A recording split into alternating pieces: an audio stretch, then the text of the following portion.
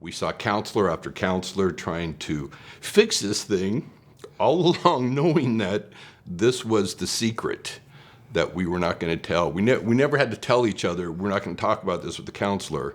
We just knew inside that this was the secret we were going to keep inside and take to the grave.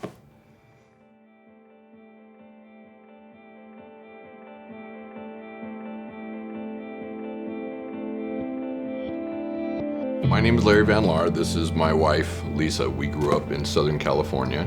We met in high school where I was a strong athlete and even a stronger partier.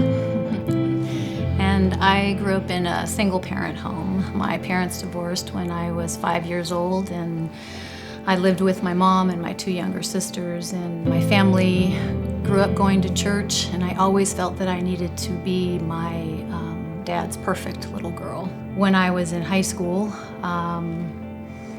I started to drift away from the Lord, and it was probably the last couple of months of our senior year of high school that we started dating, and less than a year later, I was pregnant. I can remember being so paralyzed with fear. And for me, it was not so much about being pregnant or how having a baby was going to change my life. I was so ashamed, and I was afraid that if I told my dad, he would reject me and no longer love me. I could not face the fear of telling my dad. And so although I knew in my heart it was wrong, I made the decision to have an abortion. And I worked hard to stuff and deny the pain and regret I was feeling. And within a couple of months, I was pregnant again. As hard as it was to make the decision, my thought was, how could I possibly justify the first time if I didn't do this again? And so I had a second abortion.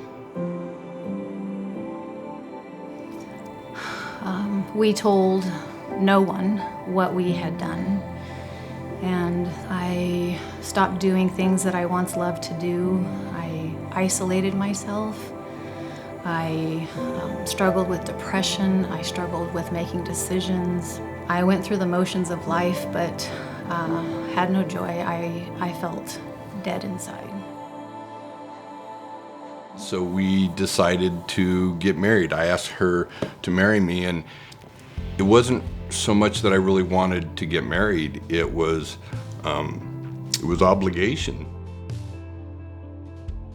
A few years after we got married, we did start a family, and I can remember it being a very bittersweet time for me.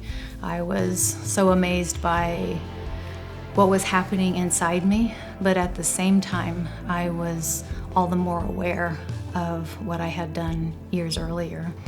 And for all those years too, it was always a reflection, internal dialogue in me that I allowed that to happen. How could I allow that to happen in my family? I didn't protect. That was my job. So for the next 18 years, we had complete dysfunction in our relationship. I had developed an addiction. I struggled with anger and really rage. I'd been arrested, went to jail. Addiction, codependency, depression, anger, and eventually I went back to church. And in time, Larry started coming to church and was baptized. And God began to work in our lives, and He brought around us some incredible friends who encouraged us and supported us and knew everything about us except this deep, dark, shameful secret that we had.